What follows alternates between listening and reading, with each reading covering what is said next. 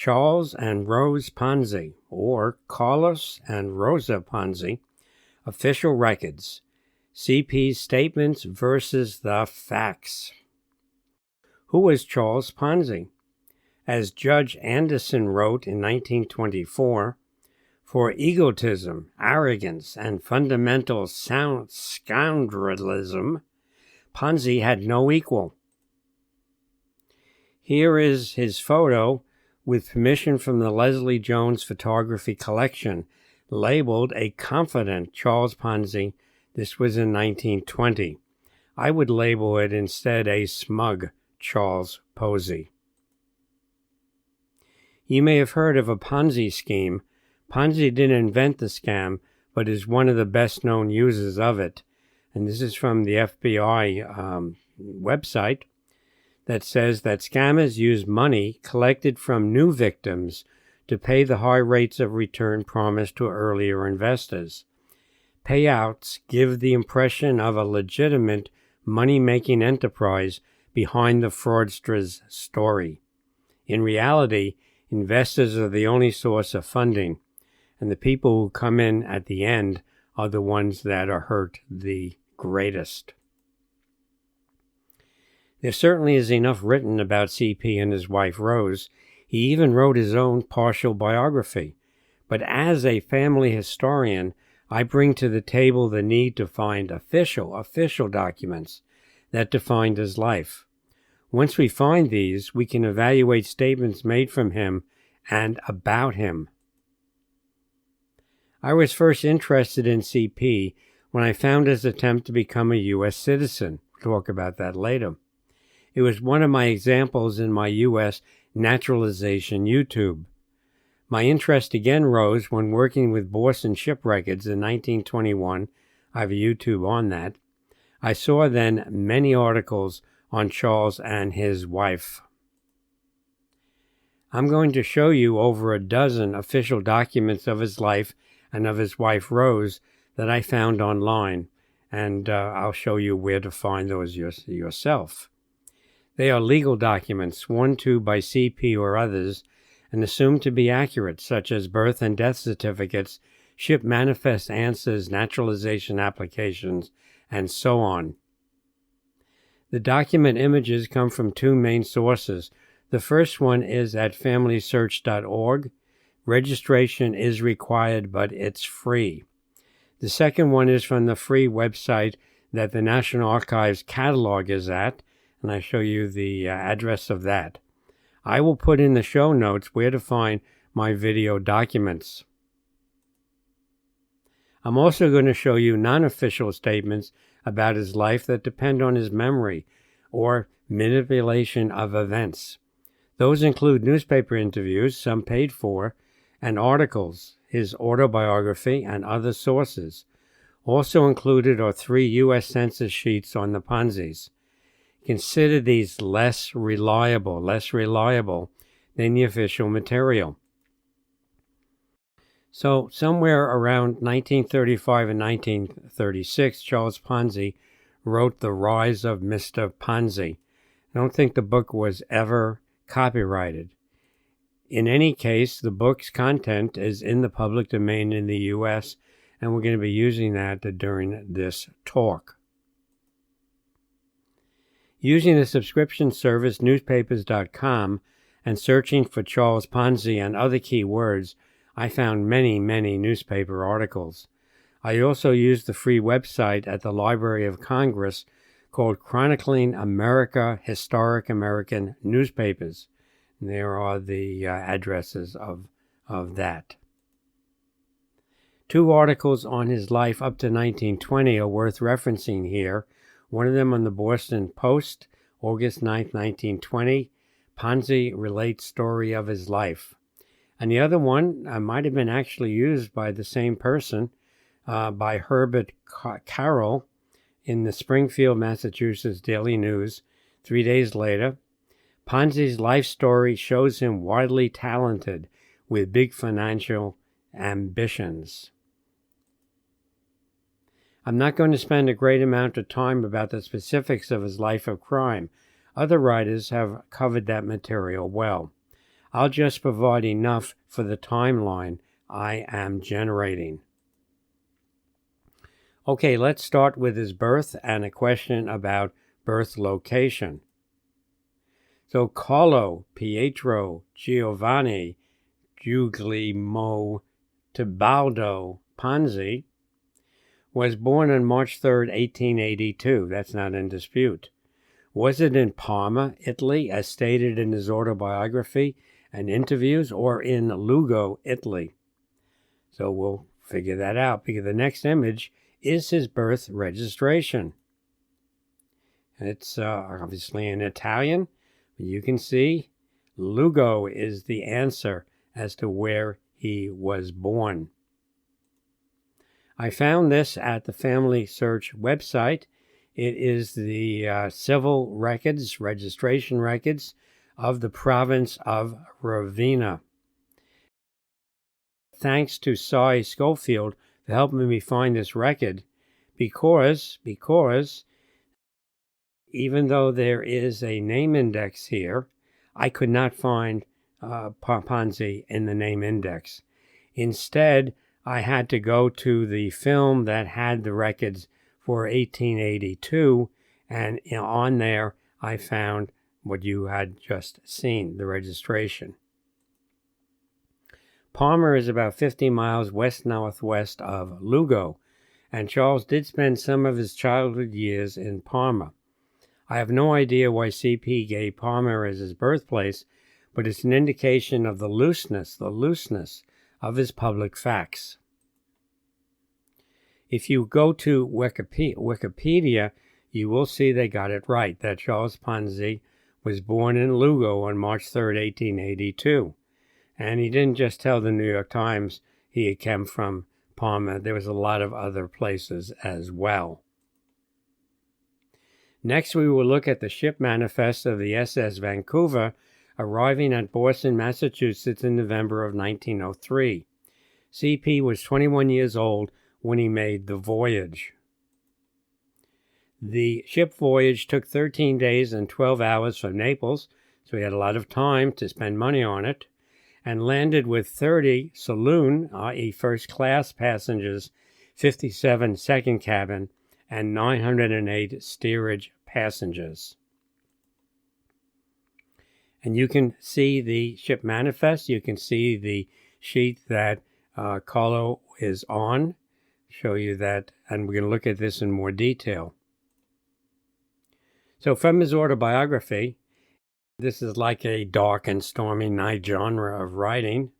He says November 15th, 1903 was a Sunday, a fall day typical of the New England shores, with a fine steady drizzle blown in by an icy east wind over miles and miles of ocean. On that Sunday morning, the SS Vancouver of the old Dominion line could be seen coming up the Boston Harbor shortly after 8 o'clock in the morning, I guess. She was progressing slowly and majestically, pitching occasionally where the channel was deeper and rougher. In those days, a 10,000-ton vessel was no fishing boat, and the Vancouver was well justified to feel as self-conscious of her size as a modern Cunarder, which is the bigger steamships. Well, I actually looked up the tonnage, if he's referring to the carrying capacity of the vessel, and there's a website that shows this for the Vancouver, and it's about half of 10,000. It's 5,231 tons. So again, an attempt to hyperbole, to increase things, events, etc. So I ask, was it on November 15th that they stated on a number of occasions, or was it actually 2 days later? Did he come first or second class? His autobiography implies that he came first class. It says he was followed down the gangplank by stewards laden with baggage labeled first class. 2 questions here. And we're going to have more questions that the manifest is going to answer. So one can find an index to Boston passengers on Family Search. And when you do that, you find that you can find a card from Carlo Ponzi, age 21, on the Vancouver. And he came, drum roll, on November 17th, 1903, not on the 15th. Didn't come on the 15th. The second question, this is the actual manifest, the top of it. If we look at the very top, it says the sheet is for second cabin passengers. So he didn't come first class, he came second class. And again, we see at the bottom that the ship arrived on November 17th, not the 15th. In addition to that, he missed an important part of that day. Because of the fog, more than ordinary caution had to be exercised this morning on vessels moving about in the harbor. Steamer Vancouver was more than 2 hours coming up from quarantine, so it might have not been 8 o'clock, might have been much later, and a number of fishing schooners remained at T-Wharf rather than start out in such thickness and lack of breeze. And there were other newspaper descriptions that I found that day that said the harbor was eventually closed down due to the heavy fog. One consistent fact repeated in most media reports was that CP gambled away most of his initial $200 on board the ship and arrived with only $2.50. Made a big deal as part of his life story. But as you will see, that's not what seems to have happened at the time. Sorry, all those people who repeated that. So here's from his autobiography. Less than 2 weeks before I had left Italy with $200, a maternal blessing and a buoyant frame of mind bound for the United States, I had sailed on a definite mission and with a definite purpose, on a cinch to get rich. Nevertheless, right after landing, as I was standing on the company's dock on American soil, my predicament was much too critical. The $200 had dwindled down to $2.50 on the way over, and a card sharp had taken me for most of it, and the tips in the bar the rest of it. So he had a lot of other expenses as well, and given his lifestyle, they could have been as much as, perhaps his love of poker. So I'm going to go through this ship manifest. We'll look at questions 1 through 9 and interpose it with some stuff from his autobiography. To have landed in America without money was not half as bad as having landed without the least knowledge of its language. You notice that on number 7, they ask you're able to read and write, but that could be his native language, which is Italian. I could not fill an office job because I did not speak or understand a word of English. What I knew of other languages did not help. Likewise, my general education was useless. As a student, is he still a student? And a man of frail physique, I was not cut out for manual labor. So let's see what he put down. Now, this is second class, so it's a little bit more formal. He has a Mr. Carlo Ponzi, 21, male, single, student, calling occupation. Able to read and write, yes. A nationality Italian, and his last residence is Rome, because he had just squandered his allowance 3 years in a Rome university, and they finally decided, I'm not going to spend more money on you, find something else. So number 10 and 11 columns, we're going to find out his final destination, whether he had a ticket. The immigration people are interested in that because they want to make sure he has a place in the United States. If not, he could end up as in a special inquiry as a likely public charge, LPC. So he says, not only had my destination been planned ahead, but my elders had seen to it that their plans did not miscarry, and I had been provided with unalienable withals to get there. Unalienable? Not transferable to another or not capable of being taken away or denied. I assumed that meant that he couldn't cash in the ticket. Wise old birds, my elders, they had a hunch based upon experience that I might run out of cash before I got to the other side of the ocean, so that I'd been stranded before in much shorter trips. So they had furnished me with a prepaid railroad fare to Pittsburgh by way of New York. You wonder whether his relatives were tired of throwing money at him and were trying to just, cut down on that pipeline. So we see he was going, as his autobiography indicated, to Pittsburgh, Pennsylvania. He had put down that he had a ticket to Pittsburgh, but the immigration people in Boston crossed that out, interestingly, and indicated he just had a ticket to New York. So, it's ambiguous there. He may have had a voucher to complete the journey. So let's assume for argument that CP didn't have a voucher for the second leg of his railroad journey, but had to pay for a ticket between the railroad terminal. The Pennsylvania Railroad Terminal in those days was in New Jersey, as he correctly indicated in his autobiography, and Pittsburgh, Pennsylvania. How much would it have cost him, excluding the ferry ride from New York City?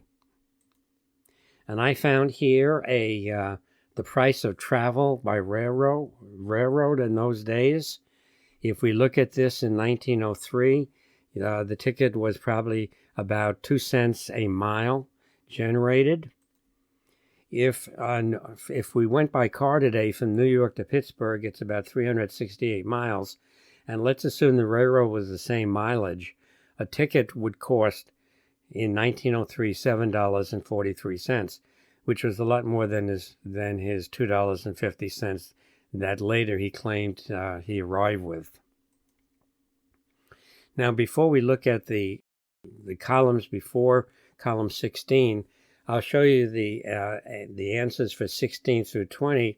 These were bait questions. If you answered wrongly here, you could easily be deported in terms of this. And you can see, and most people would just, say, no, I've never been in prison. I'm not a polygamist. I'm not under contract, because the labor laws would have you be deported. You couldn't come with a contract. Condition of health was good, etc., etc. But let's look at the more important columns, which are column 12 through 15.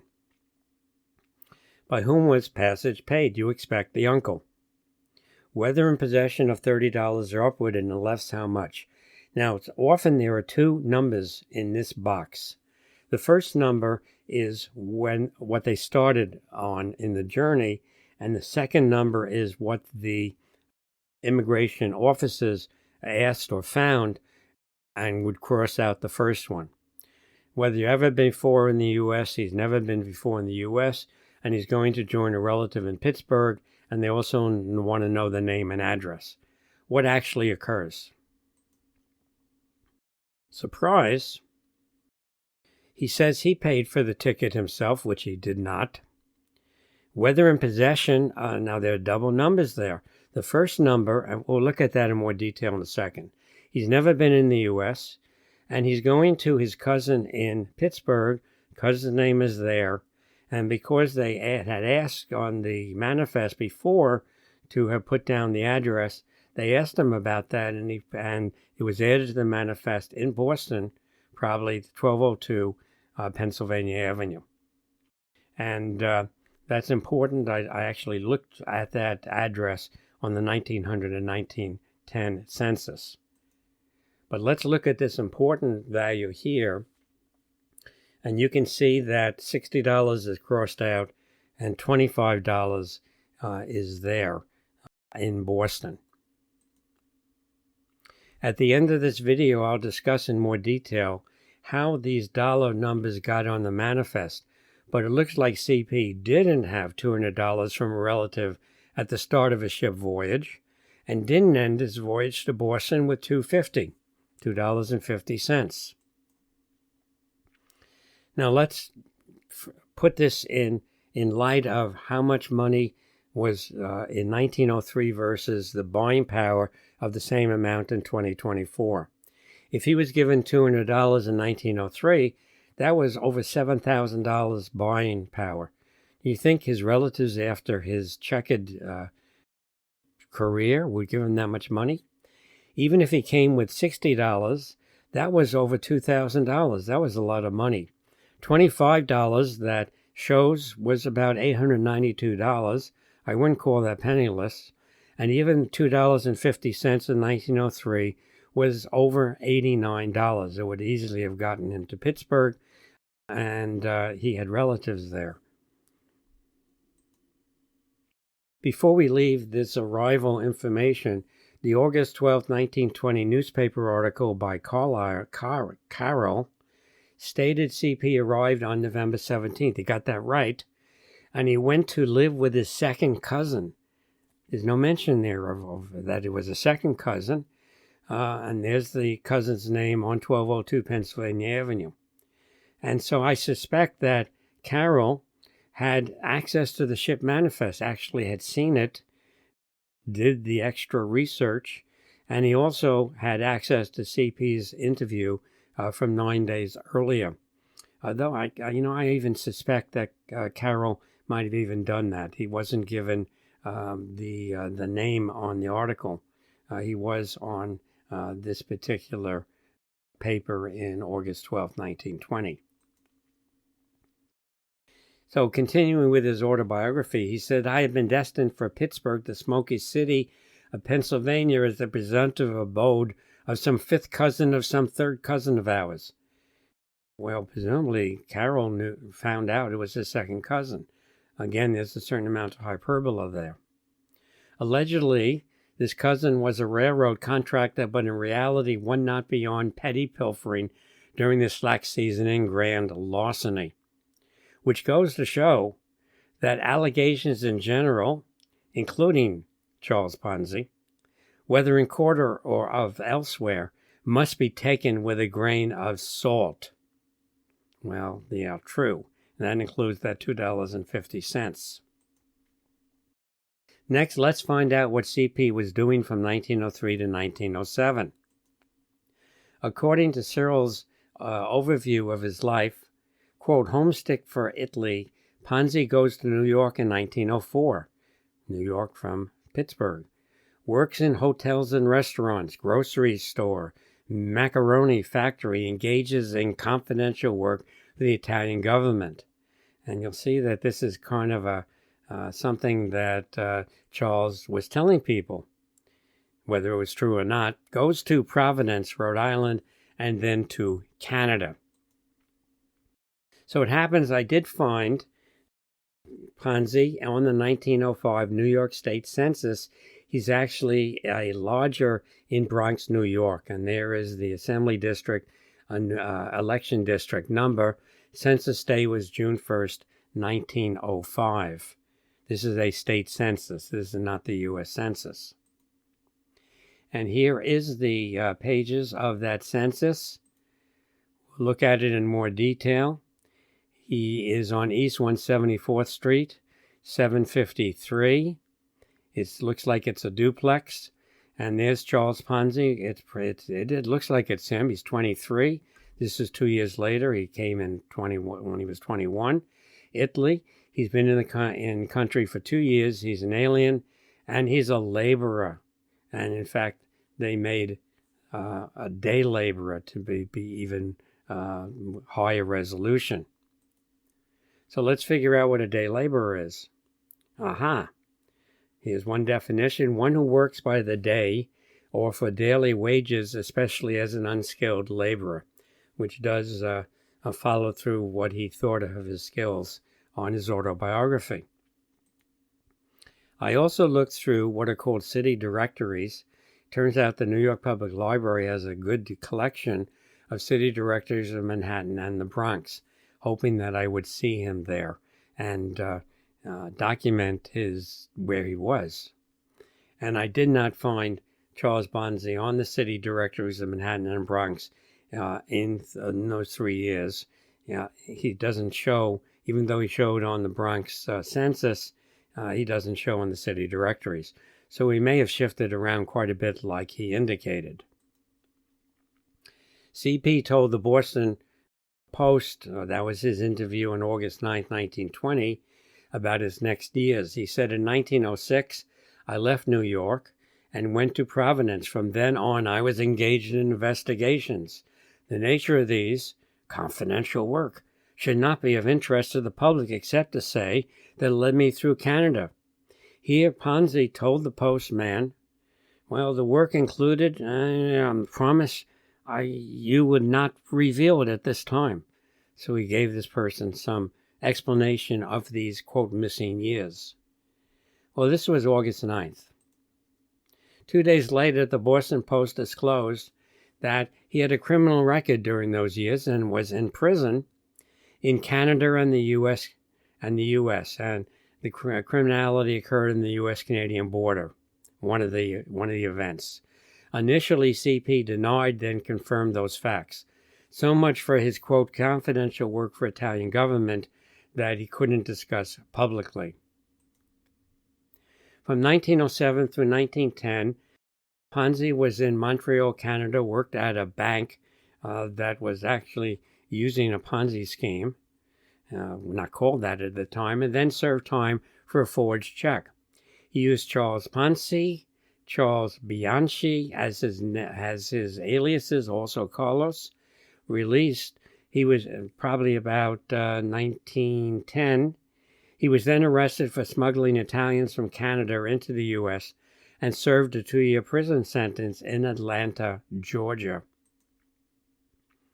Now, to document that, he's not on the Canadian census because that was 1911. He was out of Canada by that time. But the National Archives catalog, even though it's not yet available online, you could go to where the textual records are kept, and you can see, and I'll quote from this, that the inmate case file indicates that Charles P. Ponzi was convicted in Auburn, New York, for unlawfully importing aliens into the U.S. He was 28 years old upon entering the penitentiary. Charles P. Ponzi, also known as Charles Ponzi, listed his occupation as bookkeeper.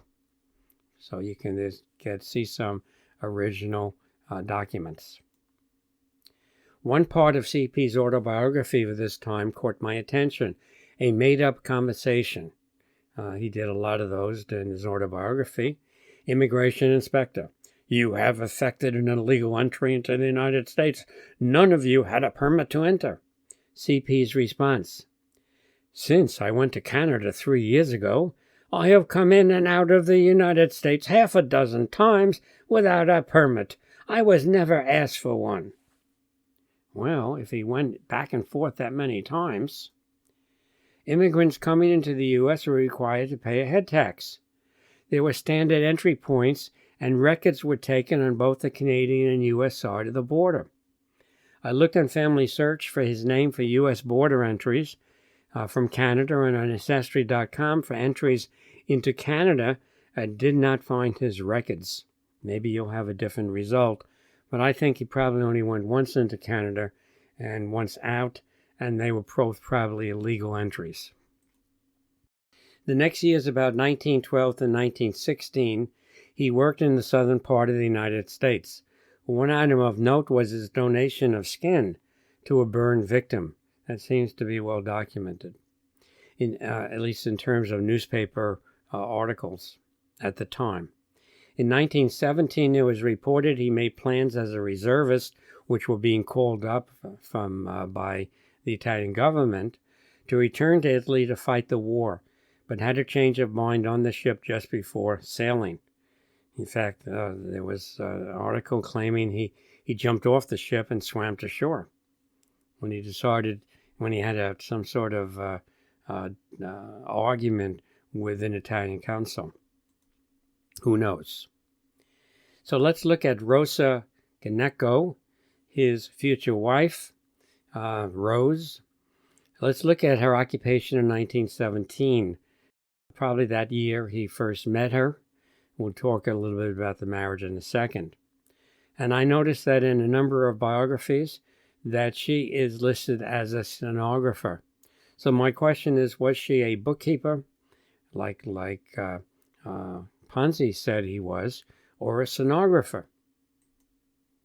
Well, one can look at city directories. Here's one that's online in the public domain for 1917, and I looked to see if I could find her.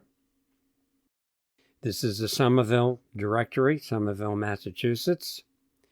And you can see here that Rose M. is a bookkeeper. Her business, B, is at 26 Appleton. Now, if you look up a little bit, I haven't moved the arrow, but you'll see that there is a, let's see, there is another Gineco, John B. and Mary, just a little bit higher up. Their house is at 26 Appleton, and he's in the fruit business, and that does jive with Charles Ponzi. After he married Rose, he went into the family business.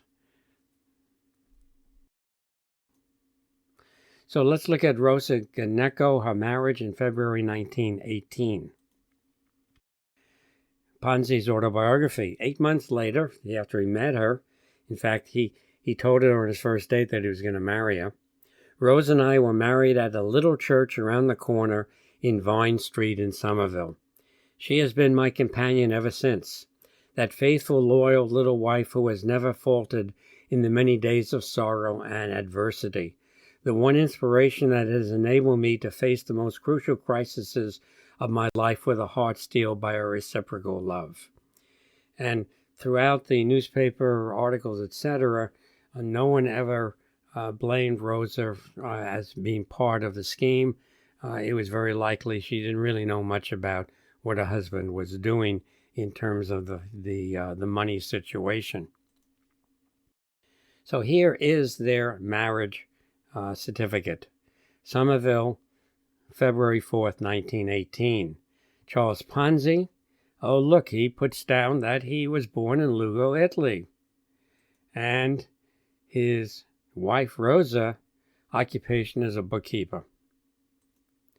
Now, I was curious about that, the church on Vine Street. On the bottom, we have the Reverend Nazareno Pro Perzi in 10 Vine Street. Let's find out a little bit more about that. I'm always interested in following these sorts of leads. So let's see today where the little church around the corner is on Vine Street. The priest, Nazareno Pro Perzi, in 1914 was 24 years old when he was sent to Somerville to help the Italian immigrants. After starting with a storefront for his congregation, in 2 years they had grown enough and expanded to property at Somerville Avenue and Vine Street, since renamed Pro Perzi Way. So you won't see the church on Vine Street anymore. You'll see it on Pro Perzi Way. One outcome of the marriage, probably unexpected by Rose, was her loss of U.S. citizenship. In 1918, if a citizen married an alien, they lost their U.S. citizenship and assumed that of their mate. Perhaps it wasn't a big deal at the time, as women didn't get the right to vote until 2 years later. We will see later Rose rectifying that situation. And I'm showing you here, and I'm giving it to you in the show notes, one article about women and citizenship. I'm going to show you another article later. Charles Ponzi, in the same year, 1918 in March, started to become a citizen, the citizenship process. He should have done that earlier for a number of reasons. And so here we see the Declaration of Intention, which is the first step in declaring for citizenship. You will see a different original of this document later. Note that a copy was issued in 1925 on the upper left. Let me increase this, but you can just see that there. Went out. The other copy, scanned declaration, has the copy notation typed on the right margin. Where a person lived, and you can see here that they lived on 293 Powder House Boulevard, can reflect the financial status of their lives. And 2 years later, they were still there at Powder House in 1920, and then between 1920 and 1930, they went through a whole set of residential units. He's using Ravenna, Italy as his birth area. That's fine. That's where Lugo is in that province. But he also is showing here, again, that he believed he came on November 15th, 1903. He also registered for the mandatory draft, another original document we can find in September. There's not much to show here that's new.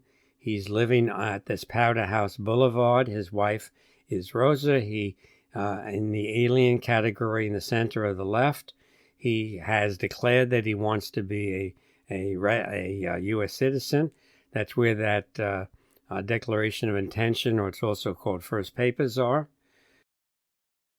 His physical description: he wasn't very tall, a short person, medium build, brown eyes, black hair, no physical disqualifying situations, no lost arms, hands, eyes, etc. Now we jump to the U.S. Census in April of 1920. This is still before the great, quote, Ponzi scheme that he figured out. So in April 1920 on the U.S. Census, we can find him. I turned this sideways, so on the very left side you can see they're still on Powder House Boulevard, and they're at 293. So let me show you this. I've cut the sections and put them together. So even though Ponzi's down at the bottom of the page, I put him now underneath the questions. And the answers that he gave are actually wrong. If you look at the citizenship, he says that he immigrated in 1907, or someone put this down, maybe Rose did it, and he was an alien.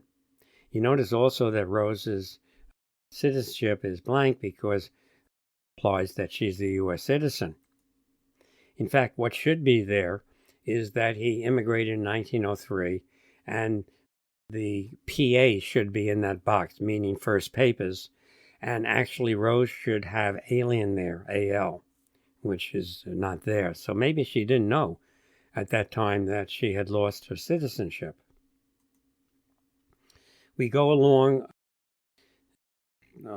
Charles's area, Italy, Italian. He's a broker in a foreign exchange. That does jive with his autobiography.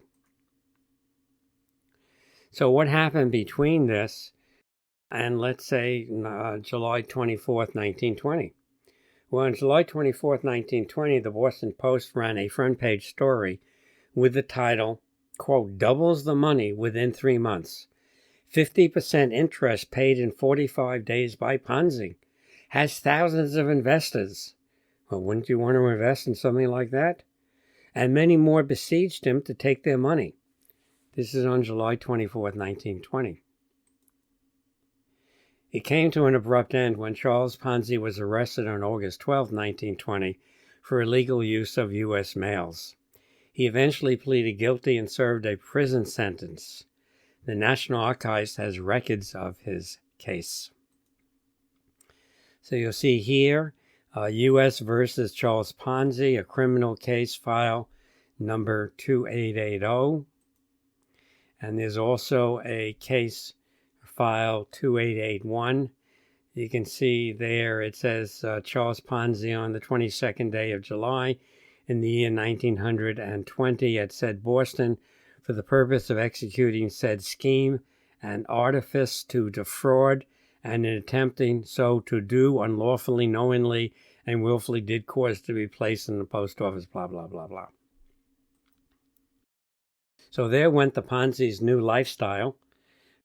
Quote, "Mrs. Ponzi, penniless now, ordered to vacate Lexington Estate, the richest area of Boston, exclusive houses there. I think that the house just recently went on the market was sold for $34 million. Mrs. Charles Ponzi admitted dolefully today that she was penniless and that she would have to go to work to live. She had a good living, actually. She was a good bookkeeper and didn't have any problems finding work." This is Philadelphia Inquirer, August 28, 1920. The Washington Herald paid CP for his story when he was released from his 1920 prison sentence. So if you're curious about it from his view, at least it may not be quite accurate and certainly self-serving, It can be seen at the newspaper on the Sunday editions of August 10th, 17th, 24th, and 31st, 1924.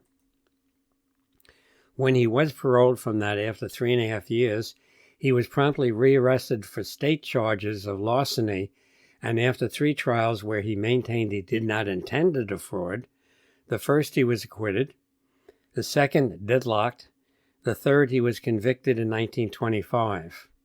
Out on bail while appealing the 7 to 9 year sentence, he sold swampland to investors in Florida and was arrested on violating Florida security laws. He was given a 1-year sentence, but he was out on bond.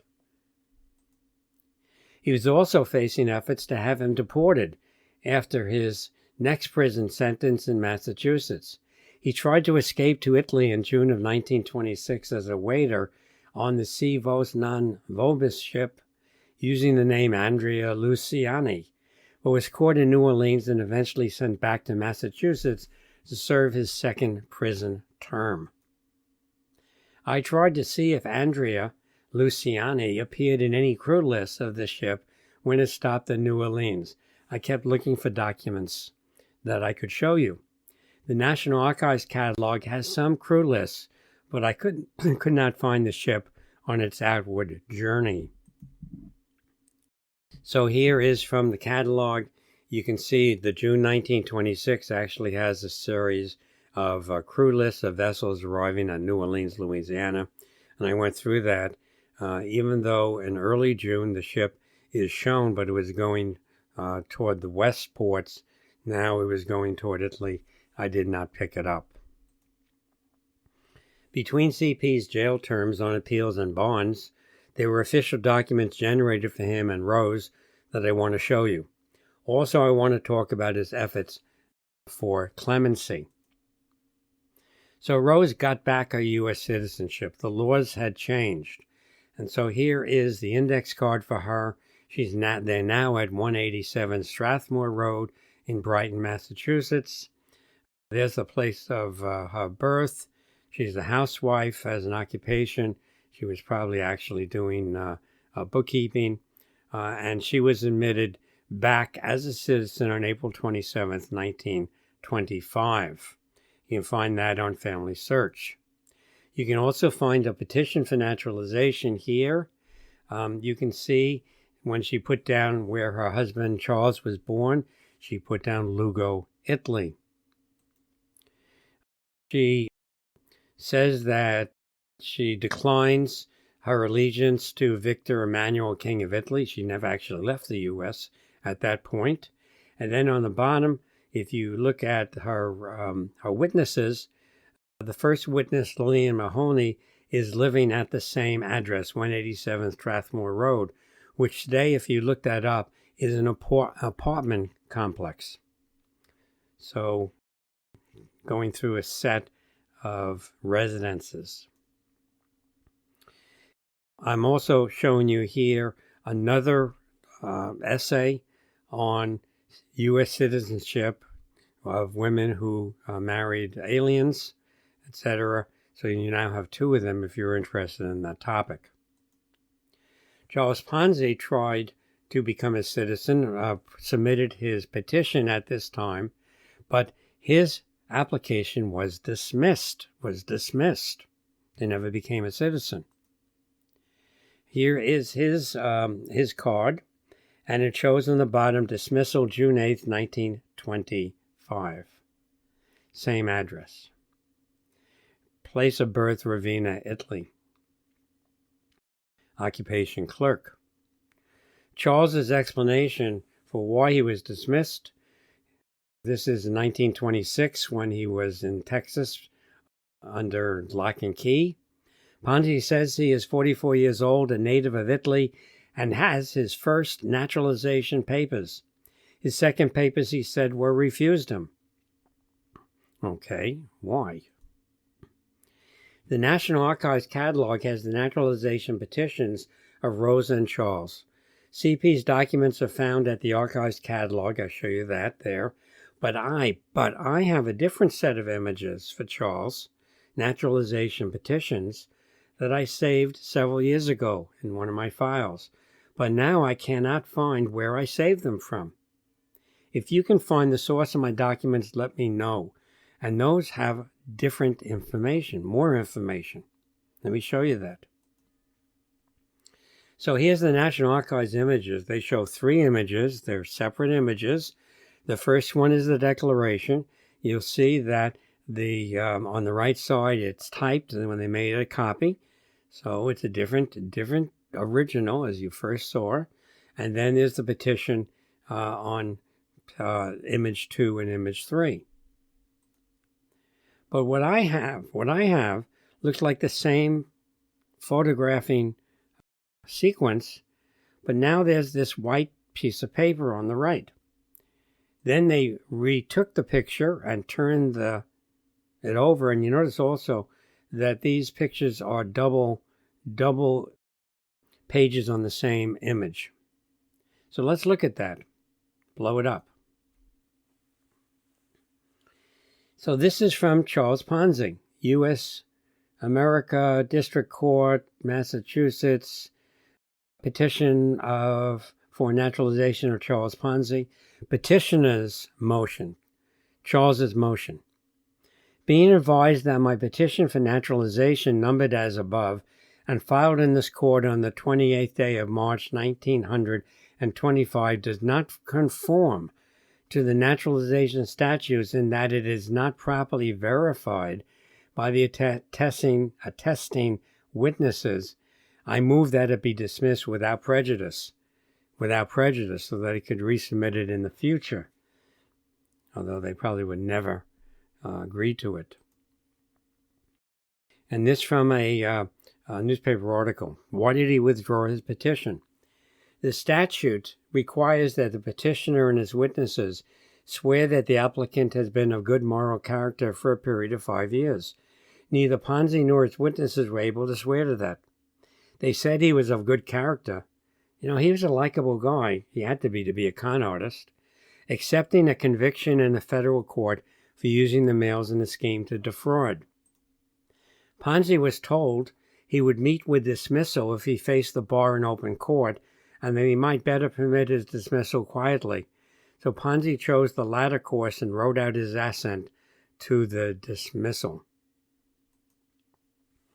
So here is this petition for naturalization.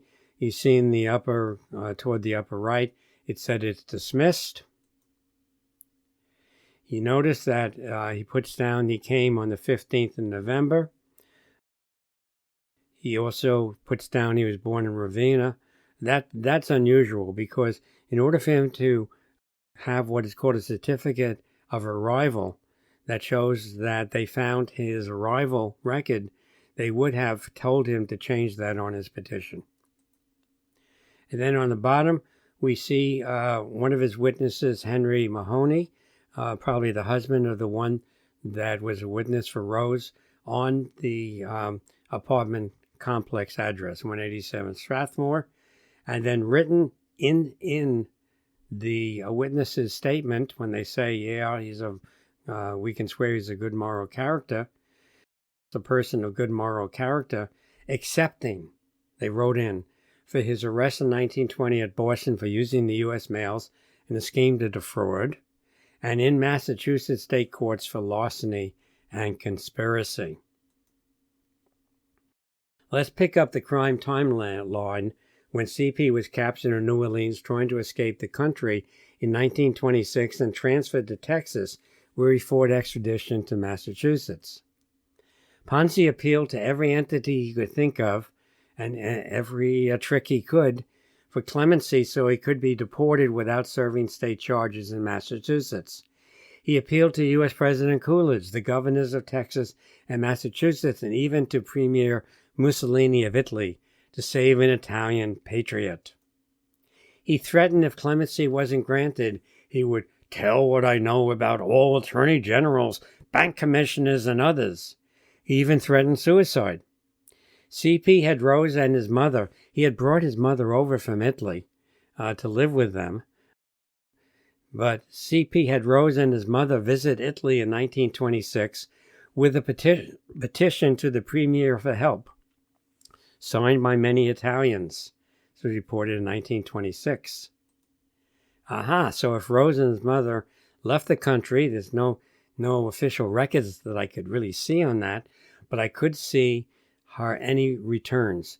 And so I did find that Rose Marie Ponzi returned to Boston in 1927. The mother, Ponzi's mother, remained in Italy. And here is, under the list of U.S. citizens, on the Roma, the ship from Naples. And I will show you quickly, 20 seconds, her line. Ponzi Rose Marie, 31. Her date of birth, no indication that she was not a naturalized citizen. That number is probably a passport. Now she's listing an Adams Street address in Somerville, Massachusetts. Since I could not find Rose in the 1930 census, I looked at a lot of these addresses, which I could do with my own utilities, and she wasn't there. Wasn't at those addresses. So let's go to 1930 now. We know where Charles is in 1930. 1930 Census Day was April 15th. Ponzi was busy with his appeals for a pardon. And I found that on that day, his petition for a pardon to the governor so he could travel to Italy to see his dying mother was denied by the governor. I think she did die in 1930. So here we have the census. We can see it's the Massachusetts State Prison. And now our once millionaire is a line, Charles Ponzi, inmate. When Charles Ponzi's state prison term ended, he was rearrested by immigration officials, and after some appeals were denied and he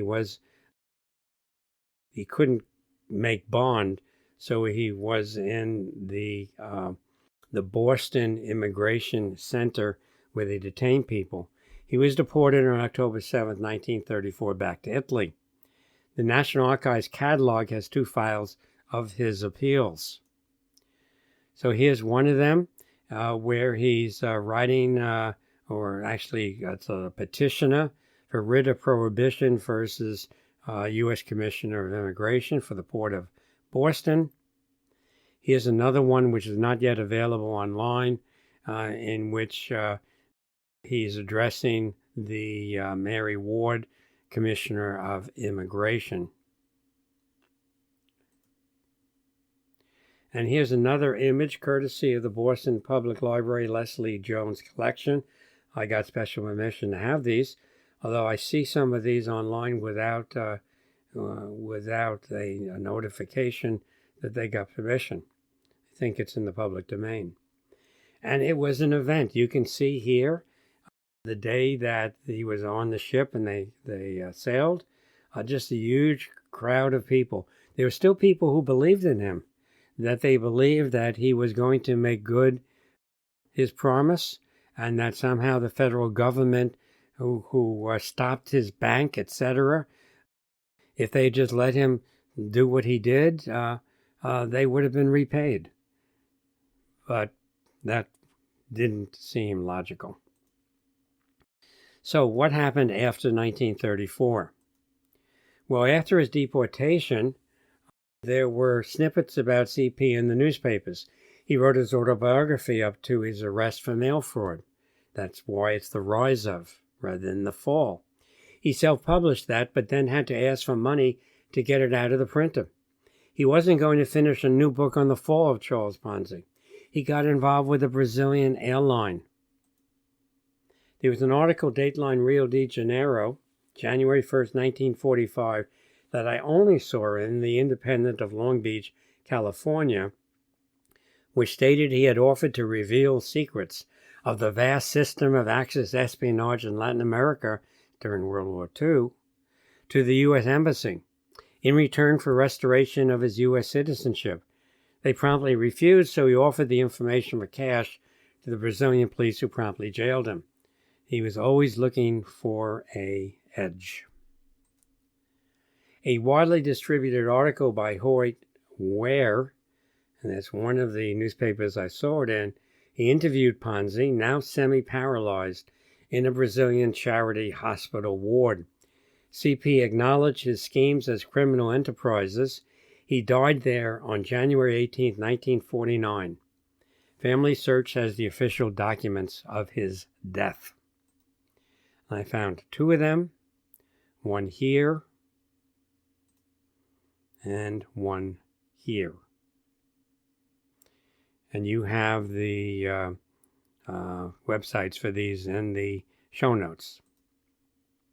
As for Rose Maria Ponzi, although it was reported that Rose was trying to raise $500 to join her husband in Rome soon after he was deported, she filed for divorce in 1937 on the grounds he was a convicted felon and asked for no alimony.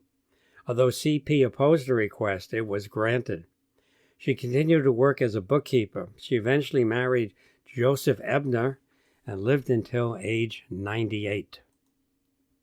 And Find a Grave has kind of an analysis of Rose Maria Gnecco Ebner. Actually, Posner, her first husband's name, it doesn't even show there. If I find more online documents or find I need to correct information that are presented, I'll add it to the show notes. If someone wants to give me a translation of the Italian documents, I'll add them also. So I promised I would give some more information about that $60, $25 information that how do they get on the manifest? Who, when, where? Ticket buyers provided under oath, the answers to manifest questions that were then added to the ship manifest pages. The sheets were created before departure at the point of departure by the shipping line company and given to the immigration authorities in Boston, in this case, at the point of arrival for processing of passengers. I have in my collection a U.S. declaration form, basically a contract when people bought tickets.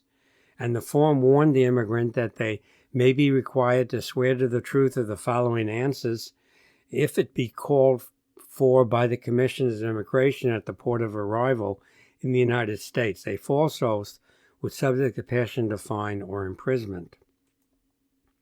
And a 1911 pre-booking declaration that I have, I hereby certified, and this would have probably been, his uncle, I hereby certify that I have made true answers to the questions which are asked in language understood by me, and which answers have been recorded above.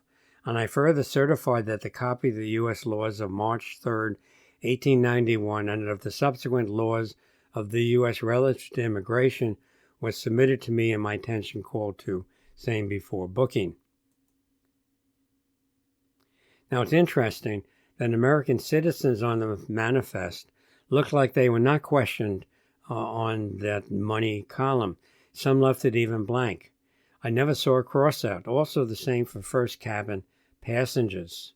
Just a side note here. This is the Vancouver. This is first class. X's are U.S. citizens. Nothing there. They didn't fill out a lot of the things. No crossouts. Charles's manifest, $60 then, when and who provided and how recorded.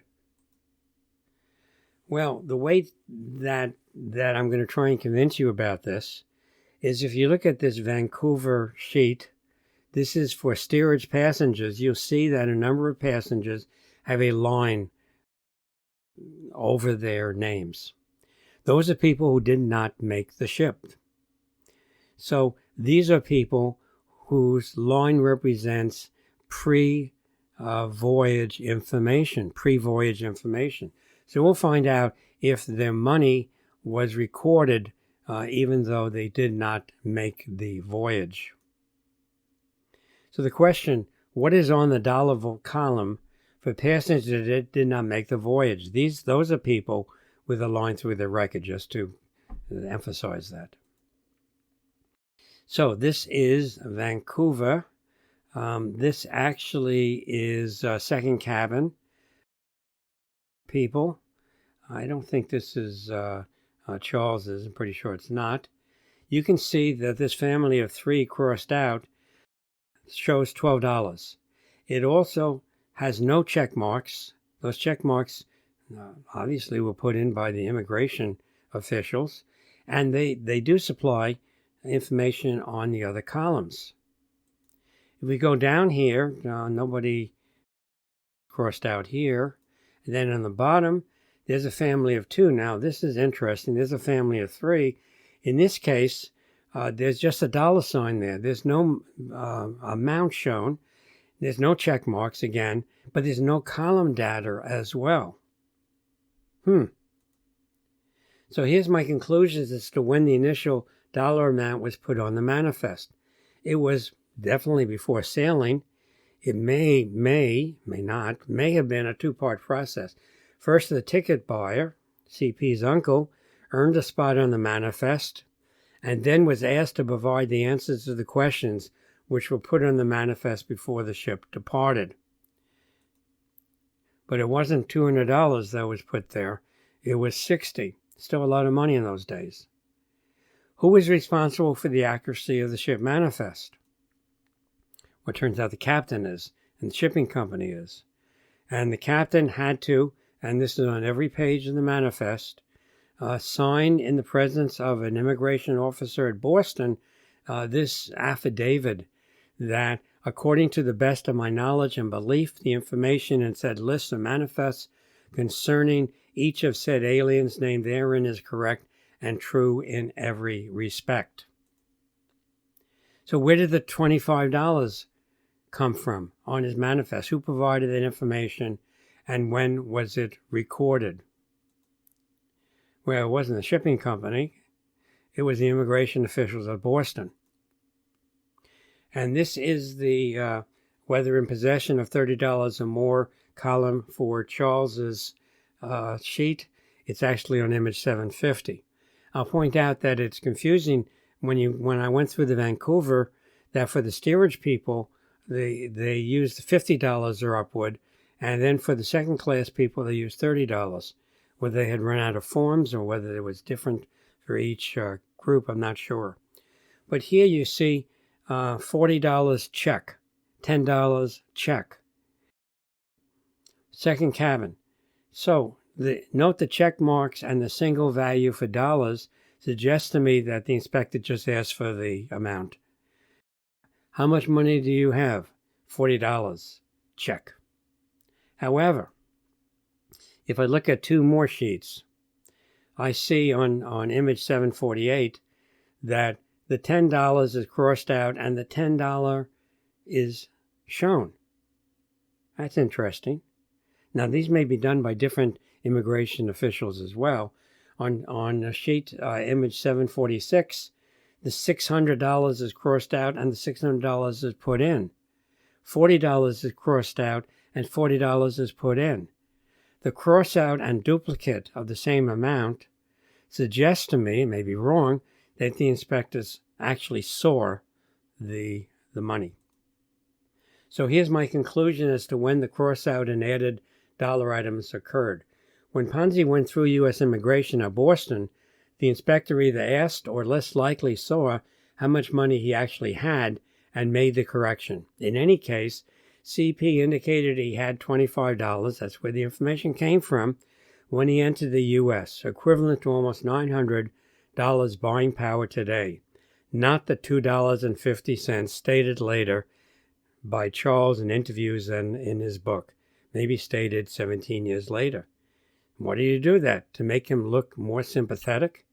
To add to his perceived egotistical legendary status on going from near penniless to a millionaire? And even $250, remember, was worth about, in buying power, $89. So I hope you enjoyed that little look using typical genealogical family history documents to flesh out a person's life. This has been another of my JDW talks. I have YouTube talks on genealogy topics, census resources, Ellis Island immigration and naturalization, natural history topics including virtual birding field trips, birding optics, California birds, and miscellaneous like novelty zithers and biology songs. In the case of this video, is kind of an additional interest.